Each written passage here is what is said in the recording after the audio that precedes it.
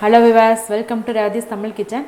ரேவதிஸ் தமிழ் கிச்சனில் ரொம்ப ஈஸியாக ரொம்ப குயிக்காக செய்யக்கூடிய கார முட்டை மசாலா தான் பார்க்க போகிறோம். இது சூடான சாதத்தோடு பிசைஞ்சு சாப்பிடும் போது டேஸ்ட்டு செம்மையாக இருக்கும். அதே போல் சப்பாத்திக்கும் நம்ம தொட்டுக்கலாம். வாங்க எப்படி செய்யுதுன்னு பார்க்கலாம். வீடியோக்குள்ளே போகிறதுக்கு முன்னாடி இது வரைக்கும் ரேவதிஸ் தமிழ் கிச்சன் சேனலை சப்ஸ்கிரைப் பண்ணாதவங்க சப்ஸ்கிரைப் பண்ணிக்கோங்க. மறக்காமல் பக்கத்தில் இருக்க பெல் பட்டனை கிளிக் பண்ணிக்கோங்க. மசாலா முட்டை ஆம்லெட் செய்ய 4 முட்டை எடுத்திருக்கேன். ஒரு மிக்சிங் பவுலில் சேர்த்துக்கோங்க. அதில் நான் இப்போ 3 பெரிய வெங்காயம் சின்ன சின்னதாக கட் பண்ணி வச்சுருக்கேன். இதில் கொஞ்சமாக மட்டும் சேர்த்துக்கலாம். மீதி மசாலா செய்கிறதுக்கு தேவைப்படும்.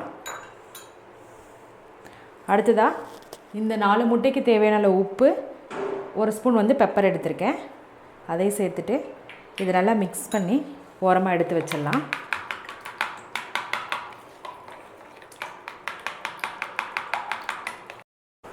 இப்போ மசாலா ரெடி பண்ணிக்கலாம். வானலில் ஒரு 4 ஸ்பூன் அளவு எண்ணெய் காய வச்சுக்கோங்க. எண்ணெய் காஞ்சது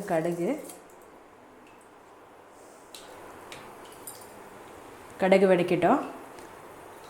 ஒரு பூண்டு சின்னதாக, ஒரு துண்டு இஞ்சி குட்டி குட்டியாக நறுக்கி வச்சுருக்கேன். அதை சேர்த்துக்கலாம்.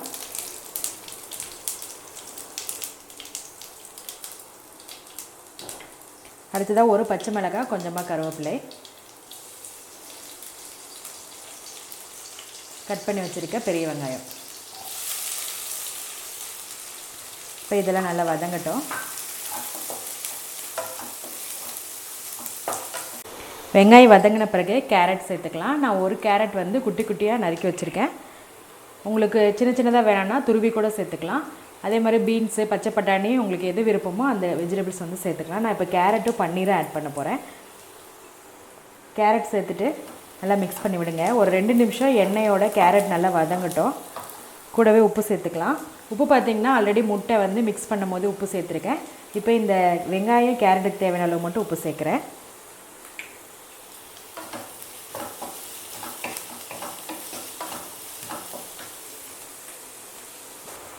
அடுத்ததாக மசாலா ஆட் பண்ணிக்கலாம். 1/4 டீஸ்பூன் மஞ்சத்தூள், காரத்துக்கு தகுந்த மாதிரி 1 டீஸ்பூன் மிளகாய்த்தூள் எடுத்திருக்கேன்.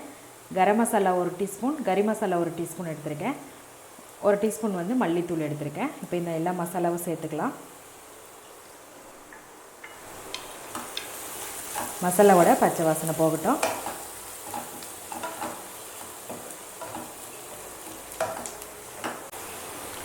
அடுத்ததாக பன்னீர் ஆட் பண்ணிக்கலாம். பன்னீர் பார்த்திங்கன்னா சின்னதாக ஒரு துண்டு எடுத்து சின்ன சின்னதாக கட் பண்ணி வச்சுருக்கேன். ரொம்ப அதிகம் வேணாம்.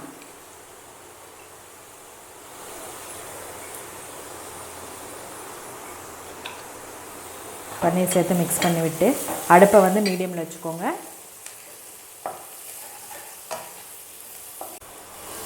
அடுத்ததாக மிக்ஸ் பண்ணி விட்டுட்டு இந்த மாதிரி ஈவனாக பண்ணிக்கோங்க.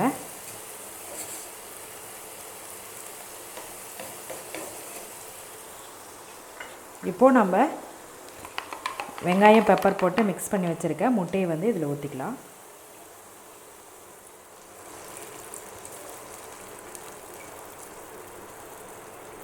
அப்படியே ஒரு 2 நிமிஷம் க்ளோஸ் பண்ணி வச்சுருங்க.